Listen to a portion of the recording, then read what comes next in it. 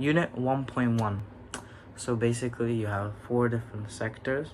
You have a primary sector, secondary sector, tertiary sector, and a quaternary sector. And then also there's entrepreneurship's advantages and disadvantages. Okay, so a primary sector is a business that is involved in extracting or harvesting raw materials or natural resources from the earth. An example of this can be like fishing, or it can be farming or digging out oil from the earth. Now, a secondary sector is involved with manufacturing raw materials from the earth. So this is mainly factories or like carpenters and people like that. And then your third sector, your tertiary sector, is a business that is involved in providing services. Now this is almost every single business. This can be education, lawyers, even shops are included, as in these sectors selling products is considered a service. Quaternary sector is a business that involves in generating or sharing activities involved in intellectual or knowledge-based information. Examples of this would be like Google and pharmaceuticals.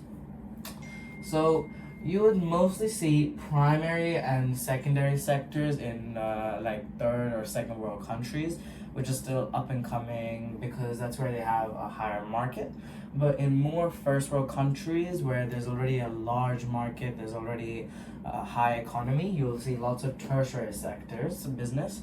This is because providing services is quite common and quite needed in first world countries. Even for quaternary sectors, this is mostly for first world countries, as third world countries, your main priority is gathering natural resources for surviving, and information-based activities are more for first world countries.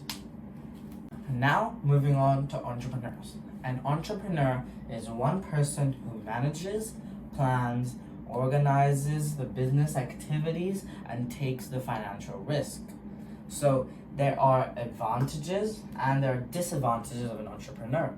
To remember the advantages, a good acronym is GET CASH. So your GET, or your G, is for growth, your E is for earnings, your T is for transference and inheritance, so you're able to pass it on to your child or a family business. C is a challenge. Some people like challenge themselves. They want some purpose in life. They want to work and they want to work. A is autonomy. This basically means you are your own boss. You are able to manage your own actions. If you want to golf on a Tuesday, 2 o'clock, feel free. You're the boss. S is security. You have job security, as you know you cannot be fired and you cannot be demoted, as you are your own boss and you wouldn't do that to yourself. H is hobbies. Some people are an entrepreneur based off their own hobbies and based off what they own like. And that is GET CASH. Now, an anagram for the disadvantages is what I made up. Lame.